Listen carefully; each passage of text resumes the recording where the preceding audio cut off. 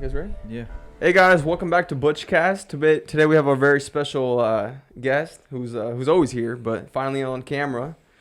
Yeah, in his special hat that he wears every time. Yeah. I don't know why I wore it. It's a coincidence. It's a coincidence. Usually I like to wear my hat when when I have bed here. That makes sense. Dwight Boris. So today What's your topic today? Today we want to talk about habits and how they're formed and who we are because of them. So one book I've been reading recently is Atomic Habits, and I've listened to the podcast a few times, and I've taken so much away from it because I've truly looked at myself from a different perspective of who did I build myself up to be from my own consistent habits, and what can I change about it. So it's just interesting. So what kind of good habits did you realize you had, or bad habits that you had to change? So dude, one thing I realized, I'll start with bad. So one thing I realized is bad is for 23 years I've been biting my teeth. For as long as I could know. Biting your nails? Yeah, biting my teeth. Yeah, biting my nails. And I realized it's disgusting, dude. I touched so many things and you just put it in your mouth. And all my life, for the last couple of years, I've thought oh man, I should probably stop that. But it's a habit. It's a part of who I am. And then I read this book, and I'm just bro, I control all of this. So in the last 4 days, I've decided to stop biting my nails, and it's hard because they always end up in my mouth, but I just don't bite them.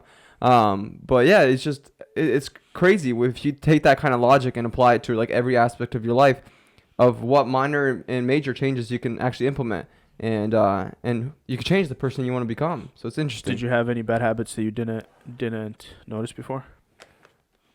I mean, we all have our little quirks and stuff like that, but my goal right now is dude, one thing at a time. So as I'm implementing good habits to my life, I want to take out the bad habits. So one thing I'm doing right now is the nails thing. So for 2 months, I'm gonna make sure that it's completely got out of my life. I don't start it again. It's all good, and then I'll find something else about myself that I truly want to change or get better at. Do you hold yourself accountable, or Yeah. is it good to have a partner to hold you accountable? One thing about me, dude, is I've always been self-accountable. So it's my wife keeps me accountable to things, and sometimes she makes sure stuff gets done, whatever. But the reality is I have to keep myself accountable. And make sure. So how do you keep from lying to yourself? Because you have to trust yourself to be accountable. Yeah, to yourself. Yeah, dude. That's the one thing I do. If I don't believe, if I say something and I don't do it, I'm just straight up lying to myself. And that's one thing I'm trying to run away from. If I say it, I'm gonna do it. No matter how uncomfortable it is. 75 hard, for instance, I wanted to give up 150 times. And all these other really hard things, you just keep going, dude. It's one step in front of the other, What good habit are you putting in place of that bad habit? So my good habits, I was going to talk about that. So what I've implemented in my life in the last year that has tremendously changed my life is writing down 3 things I'm grateful for every single day. I wake up, I write down 3 things I'm grateful for. I pray, and I read a book. It's a self-help book, and then I read the Bible, and then I meditate. So these are 5 things that I do every single morning, and then I go to the gym. So these are things I keep myself self-accountable on, but these are things I do every single day. No excuses, no matter how much my body hurts, no matter what. Today I didn't want to get up, but I was bro, suck it up and go. So it's I keep trying to implement something new, something better. But you know that unless you replace a bad habit with a good habit, you're not really doing too much, right? Yeah. Because if you have to reprogram your brain by doing something good Instead of the bad, yeah. every time you want to do something bad. Yeah. So Absolutely. you have to find something make it a habit that every time that you feel an urge to bite your nails, you go and do 5 push-ups, for example. Yeah. And then that'll replace the action in your brain. Yeah. With the cycle. That's a good point. That's a really good point. I mean, I just when I think about it, for because sure. you can't just leave that thing in nothingness. I mean, essentially you can though, because it's just I say I'm not gonna bite my nails because the cycle, it's the cycle, right? There's a trigger, whether it's conscious or subconscious, that results in the action of you biting your nails. Yeah. So every time you get that trigger, if you don't replace it with something, it'll keep being there, right? So you have to replace the action that's done after that trigger with something positive to replace the negative. That's a good point. I mean, yeah. I mean, I could say like, hey, every time I think I want to bite my nails, I'll just go do 5 push-ups or whatever. But the reality is, I'm gonna say I'm not gonna do it, and I'm just not gonna do it, and then I'm still implementing these good habits into the daily life. So I don't think it's a plus minus kind of thing. Like, I just think like if you say like, dude, you know something about me. Like if I say I do it, or like if I say I'm gonna do everything I can in my power to make sure it happens, and like that's just the way I look at it. I think it's good that you started at a young age, because, well, you're pretty young yourself. But I feel like the older you get, like, the more creature of habit you get, Yeah, yeah. Like, I don't know how about you, Yuri. You have a couple kids now. Like, how do you implement that into their lives? Oh, man. Implement what? Like, how to set good habits or break bad habits at an early age rather than kind of letting them live out their life and then, like... I mean, one thing I realized is discipline only goes so far with kids, and it's a lot more productive if you teach them how to fix their mistakes instead of punishing them for them. Like my kid my kid drew with pen on our walls In the basement? Yeah. And instead of hitting him or whatever, punishing him for it, we just told him to go, let's wash it off, and at first he didn't want to, but until we were stern with him and made him do it until he finished, and I think he won't paint on walls again because he knows that it's going to take a while to wash off after that, so it's awesome. Yeah, I like that. Yeah, it's, I like that a lot. different kind of stuff they do, Did he do a good job like getting rid of all of it? Probably not, huh? Yeah, I know what's called helped a bit too, but Yeah. it's very easy to get into a mess and very easy to get into a deep hole, and then very hard and long process to get out of it. Yeah. So. Yeah. Yeah, that's right, dude. One thing I think that I'm like super intrigued, and like the reason I want to talk about habits is because they're so major and minor that like you see how generations carry on habits, and that's like one thing that's crazy to me. And I kind of realized this in the last like month or two that like, for instance, let's just say like my dad's grandpa is the same exact way as my dad's dad was, and my dad is the same way his dad was, and then like I come in and I'm like completely different. And like you break it, you break a chain, and like you realize like I don't follow the same exact footsteps. Like we believe in some different stuff. Like you believe in different things, you implement different things in your life. And I realize like so many people get kind of like they do one thing just because it's just been passed down, and they don't like figure it out for themselves and like figure out what's best for their own life. And like that it's just interesting to me because like every single person is like crafted differently by God, and we're like, and we change internally so much that it's like we can't just be like handed down a personality. So it's a lot of kids become exactly how their parents were, for sure, especially with raising kids, unless you actually put in effort and realize what you didn't like and actually make an effort to change it. Yeah, absolutely. But I mean, like as you grow up, you realize as well, like this is, I'm my own person. Like I'm gonna have my own family one day. I'm gonna have my own morals. I have my own habits. I have my own beliefs on this world. So you put that into your kid's head, and it's just breaking that whole cycle. Yeah, but also you want your kids to have the same beliefs and morals as you do. No, absolutely. Absolutely. But like. I'm saying this as in so positive things, absolutely. I want my kids to take away all the positive things I do, but like the negative things, like that's when this habit thing comes into place, because that's when they're like, okay, cool. I did not like that aspect of how when I raise my kids, when I have kids one day, like if I want to see them take away the good, but then like look at it, and I want to teach them to look at it and be like, hey, I do something that I have like a quirk that like they don't like, and they're like, okay, that's not me. I want to change that. So like take away what's good, but then change what they don't like. That's essentially what I want to see from my kids. How about you, Steve? Any bad habits you have that you're working on? I'm a creature of habits. And there's definitely stuff I want to change, but there's like certain things you just grow comfortable with, and you have like poor accountability with yourself, so that's probably when you have to reach out to other people and kind of like set goals and have them hold you accountable. Yeah. I feel like that's the only way you can really get out of the situations or I think habits first you've step is what you always say, created. You gotta be you gotta aware. acknowledge that you have Yeah. a bad habit, Yeah. and Oftentimes, everyone around you knows before you do. Yeah, it's true. And they mention it multiple times, and you just choose to ignore it. Yeah. Yeah. It's crazy. And most people only change when the pain of not changing is greater than the pain of changing. Absolutely. Which is crazy, though. Which is crazy. But going back to the thing, like, as your kid taking away the good from you, like, we want our kids to be better than us. Like, I want my kid, like, I want to be the best man in the world, and then I want my kid to be even better than that. So, Same with me. So, like, I want him to, like, I want all the good I learned from this world, like, to just be ingrained in him. Like, everything. And then just him build his own little life. And but I think it's important to kind of distinguish that, you're not perfect. yeah. And there are certain things that you'll fail on. And it's kind of one of those things like where you say, do as I say, not as I do. You got to kind of teach them that too. Yeah. No, absolutely. If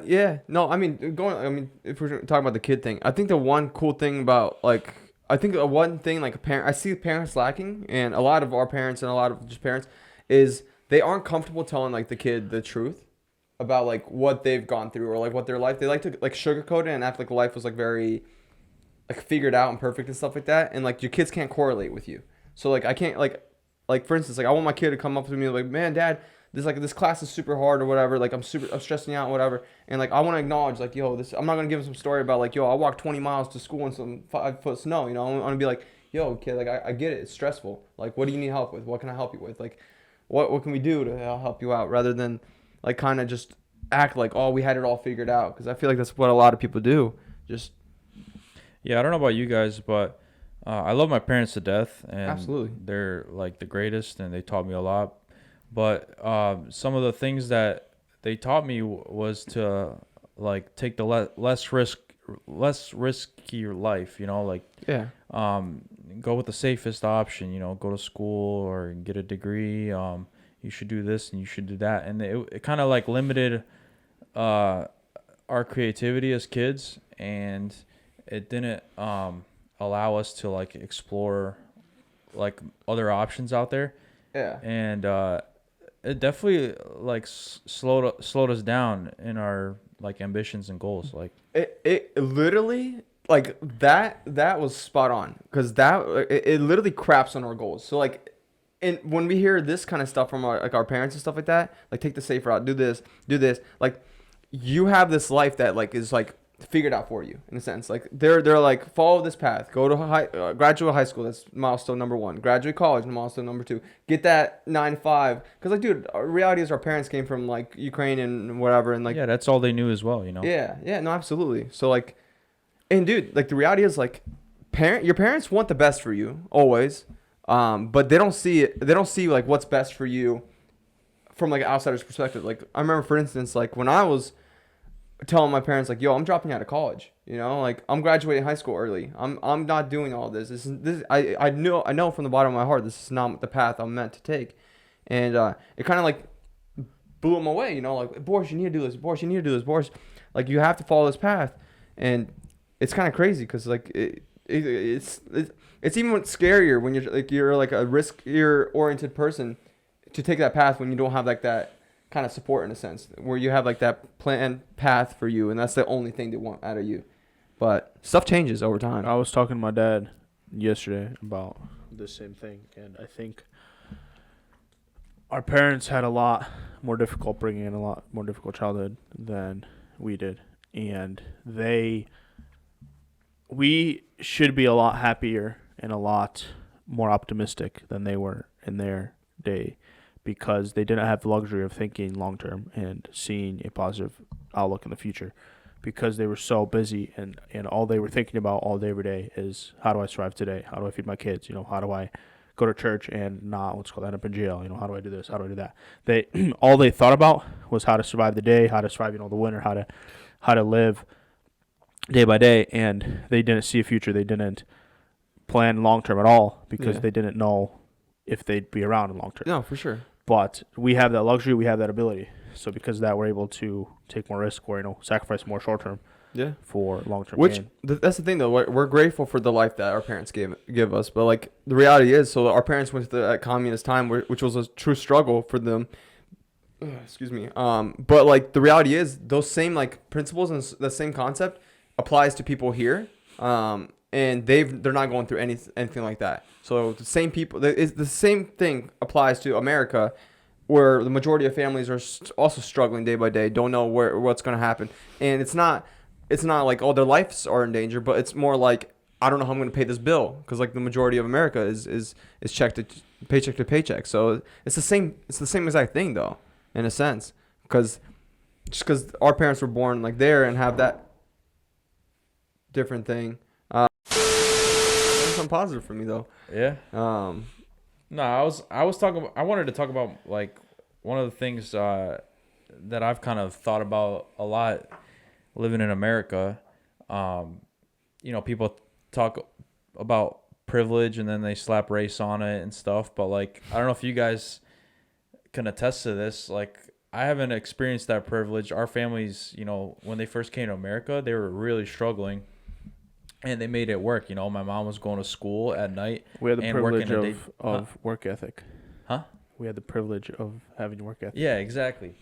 That's what I was going to say. And I was like, if, talking to the younger generation, especially like our younger friends or, family, whatever, the Zoomer generation, getting brought up with already like seeing the success of their parents making it in the U.S., we kind of have to tell them like, hey, don't get too comfortable, like keep that same work ethic, same drive, and like use all the knowledge and opportunities you have in front of you, and like you'll get successful that way, for because, sure. like our parents, they didn't have all these opportunities. They didn't have the language, they didn't have the access to all this information. Imagine like where they would be with the work ethic that they have now. For sure, they'll be crushing you. Yeah, exactly. So that's one thing like I have to constantly remind myself not to get too comfortable, because They came here, had I'm no the product connections, of my parents. no language, didn't know how things worked, nothing. Yeah. I mean, yeah, but that's the thing though. Like each person is different though, because like you see people coming here, and like I have like this no excuse mentality. Like there's no excuses for a single person. So I have this no excuse mentality. So like you see people coming here like fresh off the boat, the boat, don't know the language, entitled. Yeah, but like they come here and I see like some people, and like straight up after like 3-4 years of working here, they learn the language. Like when I look at them, I'm like, bro, what the heck? And yeah, they're younger. Yeah, it's a lot easier. They could have a lot more time to learn the language, not raising kids and stuff like that. But they're starting businesses, like successful, and like. Well, yeah, they're the they're the exception of those. There Yeah. are other people that do come here, have all this stuff handed to them, opportunities and whatnot, and they still feel like the world owes them. Dude, that world owing you mentality is the most like frustrating thing in the world. Because like there's a saying like if all of the money in the world was split up, evenly by everyone, in 5 years, the same amount of people that have amassed this amount of wealth will have the same amount. And the same amount of people in the same financial positions will be in the same financial positions. So it's like it's crazy when you think about it like that. It's just I don't know. What do you think that the main contributor to that is? It's Just like the characters of people? yeah, or? yeah. The amount of discipline they have, the amount of like a lot of people are like financially incompetent, like including me. And now I'm learning all this crap, like a lot of people like spend more than they make and then apply it on credit cards and apply it on this stuff. I thought about that question for a long time and wanted to see what differentiates successful people from those who aren't. And I think it all boils down to one thing.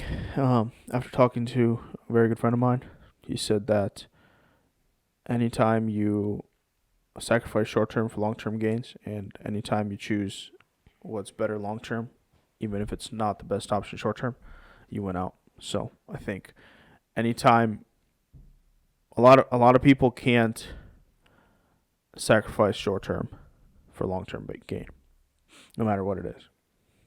Yeah. So Well, you also talked about. Remember we were talking about last week about that show you were talking about. What show? 90 Days of yeah, billionaire. Oh, that's Billionaire? a sick show. This Yeah. show's sick. Yeah, that's kind of like the same Undercover concept, Billionaire? you know. Yeah. Yeah. Yeah. No, I mean, the Grant Cardone did it. It was interesting. He had like a Yeah, he was valuation telling of me about that. I gotta watch that. 5.3. Oh, whatever.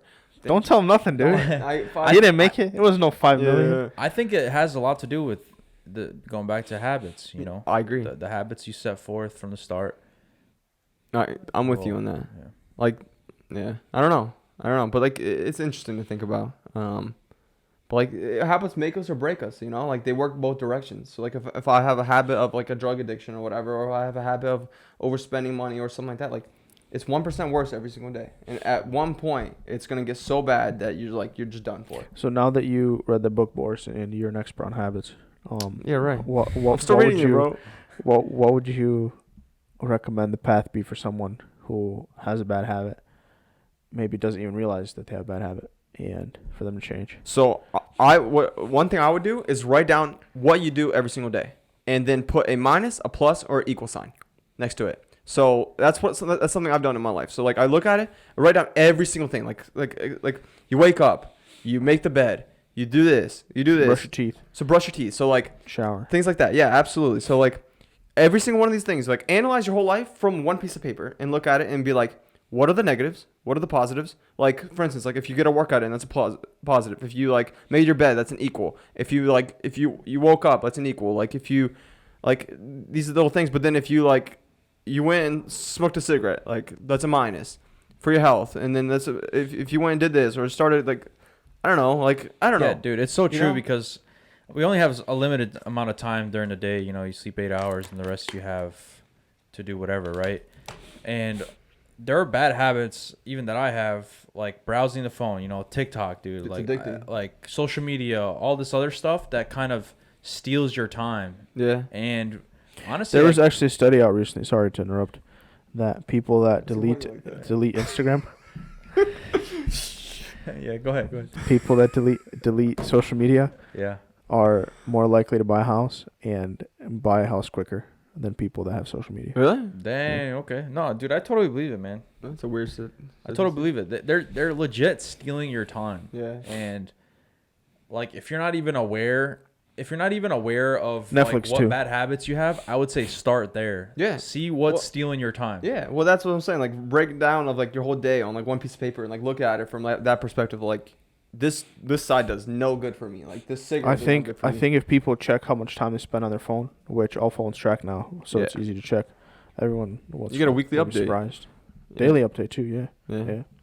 But Shows you apps and stuff too. yeah, Dude, I think one bad habit I have right now is going to bed late and waking up later too. why do you do that? I keep pushing it off during the day, and you're playing catch up by like 12 a.m. You know, and then you're pretty Yeah. much screwed for the morning, Bro. and you're off to a bad start. Yeah. So I think that's one habit I have to work on. You have to break that, man. So one thing I did to break that, that was rough. So one thing I used to do the same thing. I used to stay up to like 1 a.m. and then wake up at 10 or whatever. Dude, we literally ate dinner at 11 p.m. last night. That's crazy, Yeah. bro. So dude, one thing you got to do is start waking up at 6 a.m. Like you want to wake up earlier. Like after a week of doing that, my body naturally adjusted, and like it was like 10:30, I'd be tired as heck. And then Yeah, but I need my 7 hours or whatever. no, man. bro, cause it's 1 week. It's a short-term sacrifice to make that a habit, and then like you just like your body's so tired that you'll start falling asleep at like 10 o'clock or 10:30, and then like you just made it. That's how I made it a habit, and like that's one of the best things I've implemented, dude. Like people Yeah, text 'cause, me. I mean, you talk about having all this time for, reading a book, reading the Bible, praying, whatever, in the morning, and I'm like, bruh, if I like went through my morning schedule, I don't have time for all that. I always push it off towards the end of the day, and then forget about it. Yeah, and sometimes you're playing catch up and don't. That's go why you through got to do the most important things in the morning. in the morning. That's Yeah. that's Right what away. my mentor You do taught it, me, Yuri? dude. I have been, dude. I'm Yeah. serious. Like this morning, I was like, okay, now I see why Boris goes home at 3 o'clock every day. Hey, bro, shots fired. No, cause what's it called? Stayed with my grandpa, and then I think got up I think at like 6, and then by the time I had my first showing at 10 o'clock, like I already managed to like finish so much stuff Yeah. that like at my 10 o'clock showing, I was like, it's like only 10 o'clock. Yeah. Like, I already thought like, it's 2 o'clock, 3 o'clock by that time already. Yeah, So, dude. Like when I used to wake up at 10, and now I wake up at 5. So like when I that's 5 5 hours. o'clock every morning. Yeah. Well, other than weekends. Weekends, no alarm. Don't talk to me. Don't text me. I'm sleeping. But like, dude, it's powerful stuff. Like, if you can have, like, dude, I can, especially on like 75 hard and stuff. When you have like all these challenges, like, bro, you can get done with 2 workouts, read, do all this stuff, eat a healthy breakfast, all before like 9:30, even get into the office. And like your day is off to your brain's off to a right start. Your soul, your like everything and part of your whole body's off to a good start. And like I remember like how many days I would wake up, because that's what my mentor taught me. He's like, Boris, everyone that wakes up, checks their phone, and goes to work is reactive all day long. Because they wake up reactive. Yeah, that's true. And like, so I'm like, what can I do to be proactive? He's like, do this to be proactive. So no phone for the first hour. I don't deal with anyone's like any like clients BS or like anything that goes on. It's not a problem of mine until like 9:30. Until I have my breakfast or like did anything. Like that's why like when Yuri calls, I'm like, delete. Like I don't deal with it until like 9:30. Now we know, Yuri. Now we know.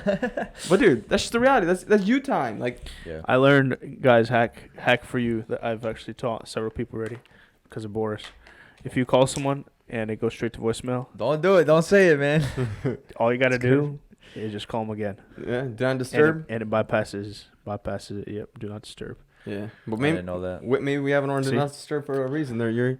But yeah, that's crazy. I don't know, but yeah, these habits, like they make or break us. So it's like it's such a cool, like I'm obsessed with that thing because like what else can we implement in our life that will help us become the person we want to be? Yeah. Well. Yeah, I hope everyone, kind of reassesses their daily tasks, their daily habits, and kind of, sees benefit in eliminating all the bad habits and implementing new ones. And I think that should wrap it up for this episode. Yes, sir.